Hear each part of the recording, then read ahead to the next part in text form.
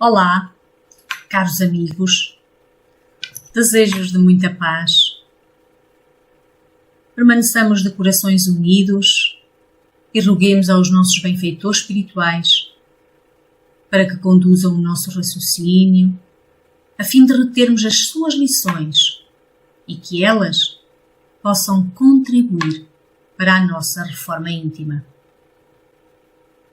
Hoje vamos conversar sobre um processo longo que não se concluirá na presente encarnação, um processo de conquista da felicidade e da harmonização íntima no qual estamos todos imersos e que implica a superação dos desafios que a vida nos impõe. Teremos como base o capítulo 25 do Evangelho segundo o Espiritismo, cujo título é Buscai e achareis. Um dos pontos desse capítulo se denomina Ajuda-te que o céu te ajudará. Como acreditar que o céu nos ajudará? Como haveremos de reforçar a nossa fé de maneira a prosseguirmos confiantes? Quem tem acompanhado as nossas palestras virtuais com certeza já nos ouviu dizer que estamos na Terra para cumprir um programa projetado à medida das nossas capacidades. Trata-se do programa da nossa existência. Programa que, como já referimos, foi delineado na espiritualidade antes do nosso nascimento, porque o Criador nada faz sem propósito e certamente não foi sem sentido que viemos ao mundo terreno. Diante das experiências que aqui vivemos, enquanto encarnados, somamos episódios que parecem sufocar-nos a outros episódios agradáveis que nos levam a rir e a usufruir da alegria. Se parássemos por uns instantes para analisá-los, veríamos que em tudo quanto passamos há sempre espaço para retirar desses episódios elementos excelentes de aprendizagem. Porém, não temos ainda o hábito de nos sondarmos, nem sequer de analisarmos as razões dos nossos interesses. Mas se em contrapartida o fizéssemos, depressa veríamos que dentro de nós, não é nos outros, é dentro de nós, existem forças contrárias à nossa caminhada que todos precisamos reconhecer para arranjar meios de superá-las. Ao tema de hoje, demos precisamente o nome de convite à superação. Uma tentativa da nossa parte para nos levar em conjunto a examinar o nosso jeito de ser, pois já tivemos pouca maturidade, mas atingimos agora maior dessa maturidade, já conseguimos perceber que podemos mudar, passando a ter olhos para nos vermos como realmente somos. Não tenhamos medo de nos olhar, não tenhamos medo de o fazer. É totalmente seguro olhar para dentro. Quem o faz sobrevive sempre. Dessas forças contrárias ao nosso progresso moral, se nos olharmos, veremos que a acomodação é uma delas. A acomodação é conhecida como o síndrome da Gabriela, porque ela dizia: eu nasci assim, eu vivi assim, eu vou ser mesmo assim. Então renunciar gradual e firmemente a certos temperamentos, a certos comodismos, muito nos auxiliaria na construção de uma nova criatura em nós. O que nos leva a concluir que temperamento não é destino. Não é porque eu nasci assim que eu tenho de ser assim. Não temos de o ser. Existem outras forças contrárias para além do comodismo, da acomodação. Uma outra força igualmente contrária ao nosso progresso moral é a nossa baixa autoestima. Para a contrariar, precisamos ter maior apreço por nós maior confiança. Se olhássemos com maior confiança para a nossa vida, veríamos que, afinal de contas, aqueles problemas aparentemente insolúveis resolveram-se. Estamos aqui. E que esse problema, esse que agora nos anda a incomodar tanto, vai resolver-se também. Os problemas são desafios que ativam a nossa resiliência. E não esqueçamos, Deus tem estradas onde o homem não vê caminhos. Além do mais, em cada desafio, ativamos virtudes. Reencarnamos precisamente para ativar as nossas maiores riquezas. Crescer em harmonia, paz, amor. O Evangelho segundo o Espiritismo até nos diz que a virtude, no seu mais alto grau, é o conjunto de todas as qualidades essenciais que constituem o homem do bem. Ser bom, caridoso, trabalhador, sóbrio, modesto. Essas são as qualidades do homem virtuoso, que é aquele que não se exibe. Por exemplo, São Vicente de Paulo foi virtuoso. Embora tenha ficado pouco conhecido no mundo, foi conhecido de Deus. Então, em vez de nos rebaixarmos, de confiarmos pouco em nós, deveríamos era tratarmos-nos como tratamos a um filho muito querido, com carinho, com respeito, porque nós precisamos de ter também para connosco alguma benevolência e compreender de que somos aprendizes e de que muitas vezes adquirimos conhecimento precisamente pelos nossos equívocos. Existem outras forças contrárias. Uma outra força contrária à nossa evolução é o da reclamação compulsiva. O hábito de reclamar funciona como uma hipnose. Eu própria, muitas vezes, me sinto tentada à reclamação, não é? E é difícil realmente não reclamarmos de tudo, não é? De todos. E realmente quem reclama por tudo e por nada não o sabe, mas reprograma-se sem saber para esse estado constante, porque a nossa mente é como um computador. Depois damos connosco a dizer: viver não custa, custa é saber viver. Mas quando dizemos isso, estamos a mostrar que sabemos muito bem que mudar implica esforço, que mudar implica vontade própria, mas que lá no fundo preferiríamos encontrar mecanismos que nos facilitassem a trajetória. Esse é um dos motivos para que muita gente procure na Associação Espírita ou noutros lugares a resolução para os seus problemas, achando que uma visita, 2, 3 e o assunto fica arrumado. Nós intimamente sabemos que viemos para realizar, que viemos para sermos nós mesmos a percorrer o caminho, que viemos para enriquecer também o nosso currículo, que ainda é fraco, porque ainda somos aprendizes.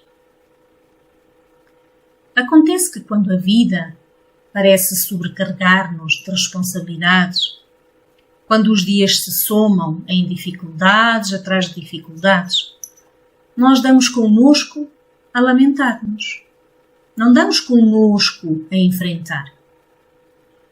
Damos connosco a sentir até alguma inveja de quem parece levar uma vida cor-de-rosa. Se pudéssemos, ultrapassaríamos todas as etapas necessárias ao nosso crescimento, só para podermos usufruir exclusivamente de regalias, de alegria. É ou não é assim? E a frustração começa muitas vezes aí. As depressões começam muitas vezes aí. Porque a vida convida-nos a mudar. A vida convida-nos a atuar. E nós, quando percebemos isso, aninhamo-nos, não é? Preferimos achar que não somos capazes. Damos voltas à cabeça. Frustramos. Quando percebemos que somos nós que temos de fazer algo, não há volta a dar. Não há volta a dar. Tem mesmo de ser. Porque a menos que tenhamos um banco que nos financie, um familiar generoso que nos governe, ou uma grande herança para gastar, tudo o que pretendermos alcançar na vida vai obrigar-nos ao esforço para o conseguir. Se sonhamos com a casa própria, que é o sonho de tanta gente, precisamos trabalhar. Precisamos abdicar de certas despesas, a fim de fazer poupanças, de criar condições de financiamento. Assim como quem deseja comprar um carro, terá que igualmente empreender esforços para o conseguir comprar. Tudo o que precisamos conquistar no mundo espera o nosso esforço. Aguarda a nossa parte. E esse esforço não se encontra somente implícito no campo material. Quem deseja superar-se sabe que terá de dedicar-se horas, terá de renunciar a alguma coisa, fazer a sua parte para o conseguir. Por exemplo, se é nosso sonho tornar-nos músicos, bons músicos, não o seremos por apenas dizermos eu quero ser, eu um dia vou ser.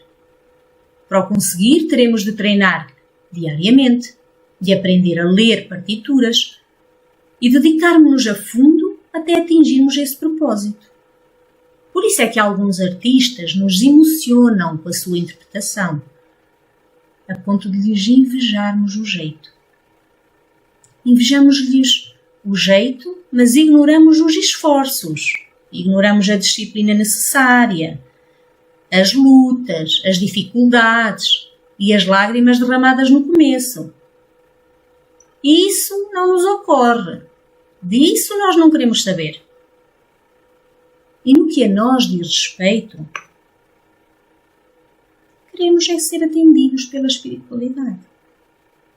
Considerando que os benfeitores espirituais têm por obrigação concretizar os nossos desejos, não fossem eles fiéis servidores do bem. Mas vamos lá pensar um bocadinho. A espiritualidade superior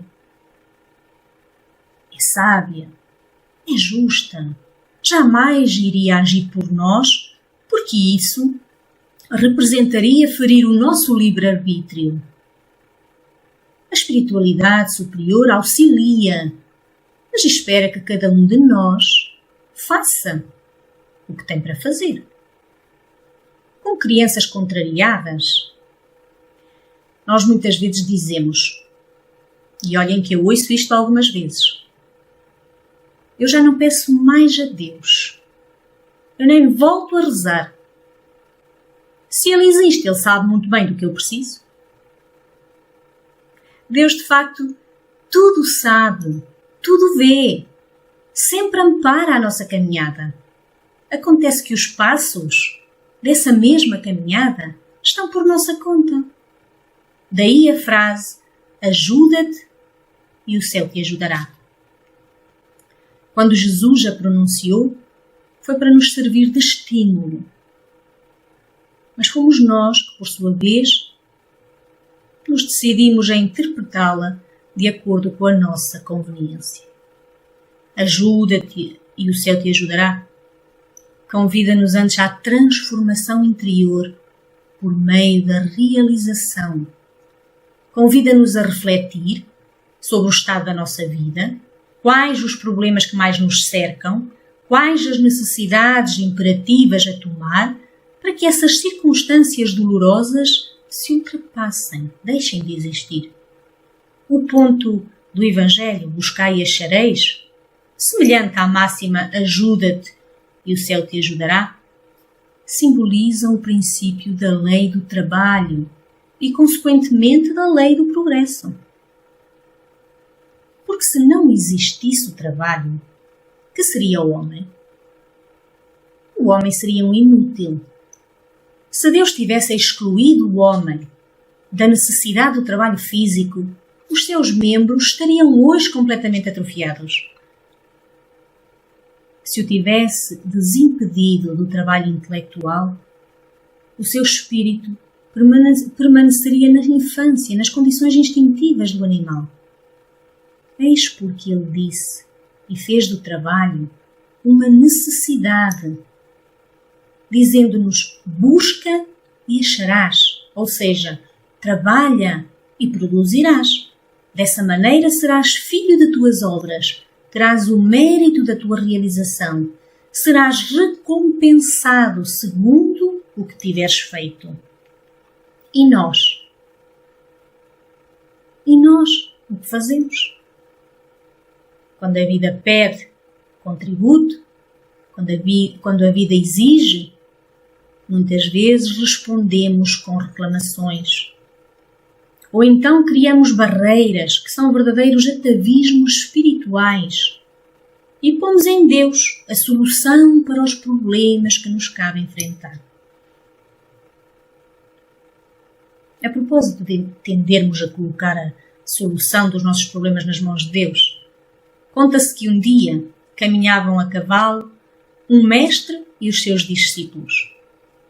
E que então, a dada altura, o mestre lhes disse: Deus ajuda sempre e em momento algum devemos duvidar disso. Então, um dos que o acompanhavam decidiu levar à letra o que o mestre lhes havia ensinado. E quando decidiram descansar e aliviar os cavalos, ele, à socapa, não os amarrou para ver se Deus realmente ajuda sempre. A noite adentrou e na manhã seguinte os cavalos tinham desaparecido, obviamente.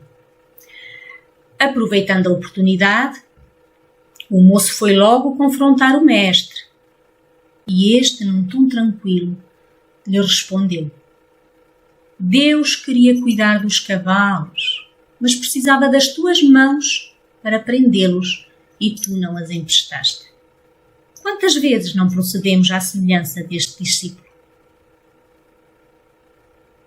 Diante das dificuldades, esperamos, parte das vezes, que os outros façam por nós. Ou então que simplesmente Deus faça a parte toda e nos apresente a solução. Quantos de nós não procuraram já soluções milagrosas para os seus problemas, desejando nada ter que fazer para os resolver, esquecidos de que esses obstáculos, na sua maioria, foram ali colocados, cabendo-nos a responsabilidade de ultrapassá-los. Quando na vida o cerco aperta, nós dizemos, algumas pessoas começam a dizer: ai, a situação está difícil. Não adianta. Não há nada que se possa fazer. E outros, após ligeiros esforços, abandonam também a luta. Muito poucos são os que perseveram sem desistir. Então não é a sabedoria popular que nos diz que pedra que rola não cria linho?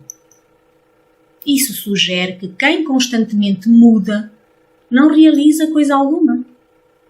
Precisamos entender que a nossa estadia atual, aqui no planeta Terra, nada tem a ver com um campo de férias. Nós viemos para cumprir, viemos para concretizar, viemos para ultrapassar as tais barreiras criadas por nós mesmas, nas múltiplas reencarnações que já vivenciamos. nos momentos desafiadores da vida, para que se renovem as nossas forças, devemos sim pedir ajuda a Deus. Mas isso não chega. É imprescindível ir de encontro ao que Jesus nos propôs. Buscai e achareis. Batei e abrir-se-vos-á. Ou seja, cumpri com a vossa parte, para que Deus, observando os esforços feitos, nos ajude naquilo que não está ao nosso alcance resolver.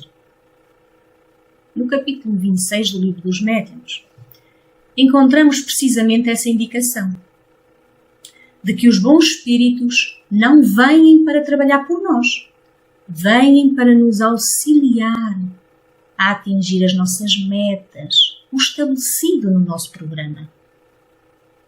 Não devemos, portanto, nem prescindir da ajuda divina, nem devemos permanecer na ingenuidade de que os céus vão realizar o que é nosso dever, o que a nós compete. Comparemos-nos com os alunos numa grande escola planetária.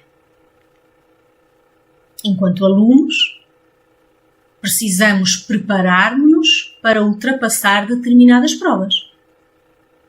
Depois, para ultrapassar os exames. E depois ainda, para ultrapassarmos os concursos de acesso a um trabalho. Deus não fará isso. Nem os bons espíritos o farão por nós. De maneira alguma. Se assim fosse, onde estaria a lei de justiça? Não é? Onde estaria o nosso próprio mérito? Jesus disse: vinde a mim, vós que estáis cansados, que trabalhastes, que lutastes, que eu vos aliviarei. Ele não disse: vinde a mim, que eu solucionarei. É certo que, pelo nível evolutivo do planeta, com frequência nos deparamos com injustiças. Alguém que fez um exame, fazendo-se passar por outro. Alguém que pagou a outra pessoa para obter certo benefício. Alguém que não olha a meios para conseguir atingir determinada posição. E assim é na Terra. Mas no campo da divindade não. E nós muitas vezes confundimos as coisas. E porque vemos essas injustiças acontecer, acreditamos que também algo assim mais fácil, mais dúbio, também pudesse acontecer connosco. Se olharmos a história da humanidade, verificamos que no seu ponto de partida, o homem aplicava a sua inteligência apenas para procurar alimentos, apenas para se preservar das tempestades e também para se livrar dos seus inimigos. Verificamos que com o passar dos séculos, o homem desenvolveu o desejo de melhorar-se. E isso é que o impulsionou à pesquisa, às descobertas, às invenções, ao aperfeiçoamento. As descobertas que visam a cura das doenças, o conforto e a melhoria de vida da espécie humana, têm de surgir do esforço do próprio homem. Caso contrário, o homem cruzaria os braços e ficaria simplesmente a aguardar que as coisas acontecessem de acordo com o seu desejo. E nós vemos que não funciona assim. Não é uma lei natural. No Livro dos Médiuns, no capítulo 26, a questão 291 e as seguintes informam-nos de que os espíritos não vêm livrar o homem da lei do trabalho, mas mostrar-lhe o alvo que deve atingir e a rota que o leva a ele, dizendo: marcha e atingirás. Encontrarás pedras nos teus passos. Mantém-te vigilante. Afasta-as por ti mesmo. Nós te daremos a força necessária se quiseres empregá-la. Então é importante analisarmos esta última afirmação com base na pré-existência da alma. Porque se as almas deixassem a Terra todos os dias para não mais voltar, a humanidade renovar-se-ia, mas com as entidades primitivas, que teriam tudo a fazer, tudo a aprender. Não haveria razão para que o homem de hoje fosse mais adiantado que os dos primeiros tempos do mundo, se a cada nascimento o trabalho intelectual tivesse também de recomeçar. Felizmente o processo é contrário a isto. A alma volta, mas com o seu progresso já realizado, para adquirir mais experiência. Assim é que a alma vai passando gradualmente da barbárie à civilização material, e desta haveremos de passar também à civilização moral. As palavras buscai e achareis, batei e abrir-se-vos-á significam conforme a compreensão moral. Pedi a luz que deve clarear o vosso caminho, e ela vos será dada. Pedi a força de resistir ao mal, e a tereis. Pedi a assistência dos bons espíritos, pedi bons conselhos, jamais vos serão recusados. Batei à nossa porta, e ela vos será aberta, mas pedi sinceramente, pedi com fé, fervor, com confiança, apresentai-vos com humildade e não com arrogância, caso contrário, as quedas que sofrerdes constituirão a punição do vosso orgulho. Naturalmente, chegará a hora em que atingiremos a plenitude espiritual, em que alçaremos novos voos além da compreensão humana que agora temos. Mas até lá, a lei do trabalho é inexorável. E isso não se constitui uma punição, mas antes uma bênção, pois só atingiremos os diversos graus da escala evolutiva através do próprio esforço.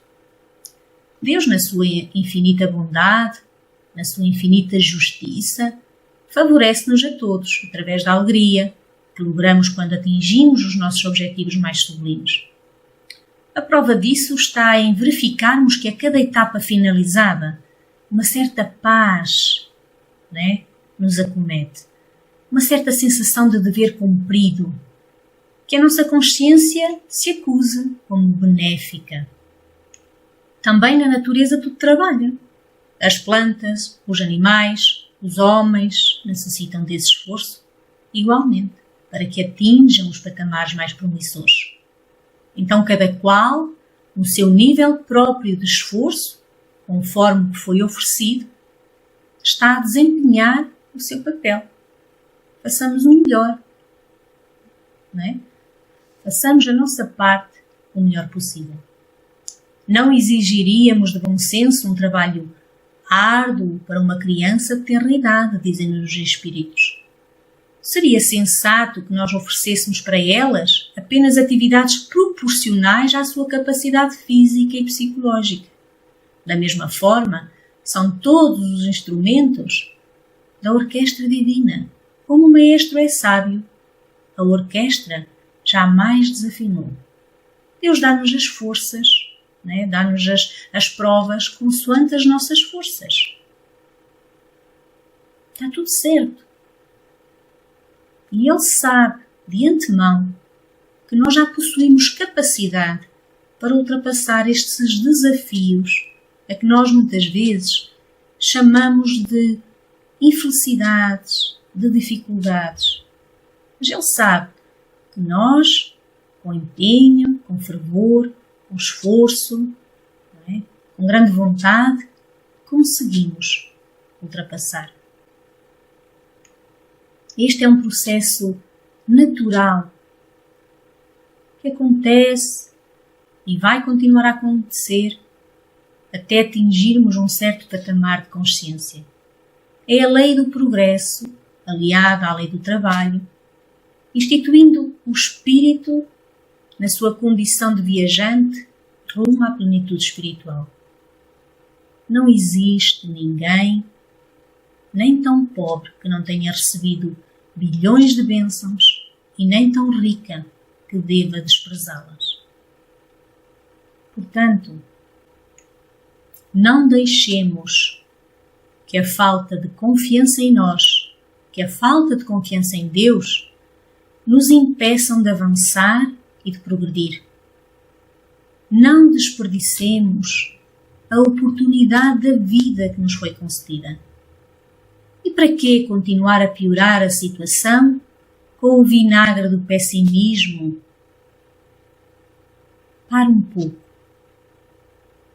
Reflita a respeito das razões que levaram Deus a nos situar nesta presente encarnação, a vivenciarmos todas estas circunstâncias, a pertencermos a esta família, a termos este grupo de trabalho, a estarmos inseridos nesta sociedade à qual pertencemos.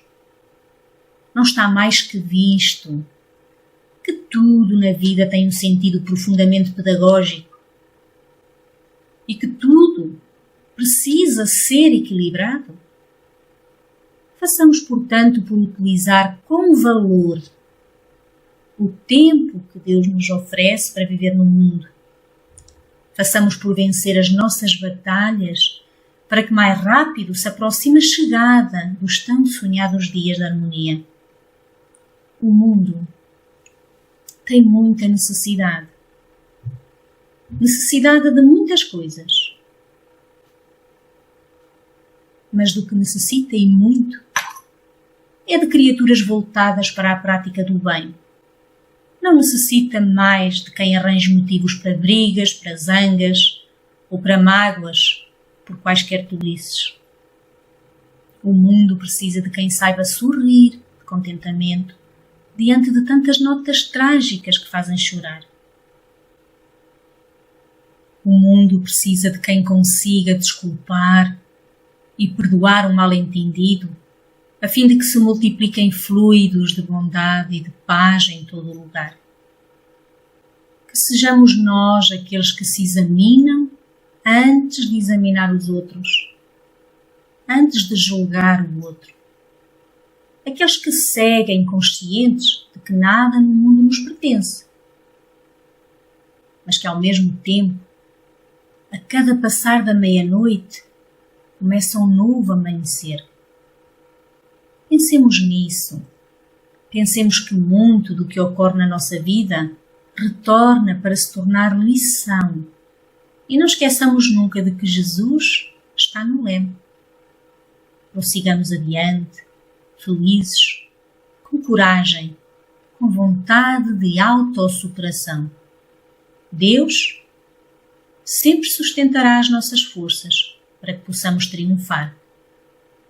Façamos a nossa parte, oferecendo-lhe o melhor de nós. Votos de muita paz, de muita fé nos dias de hoje e de muitas realizações pessoais felizes. Fiquem bem, uma boa noite e até breve.